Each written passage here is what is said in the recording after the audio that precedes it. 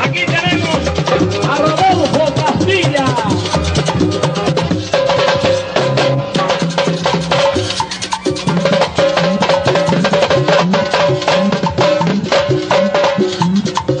Y ahora tenemos aquí a Azabache.